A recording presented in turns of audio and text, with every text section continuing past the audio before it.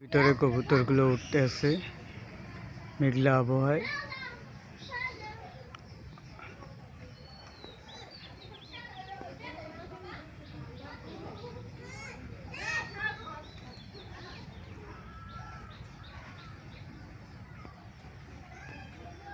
ইনশাল্লাহ সামনের বছর রেস খেলা যাবে।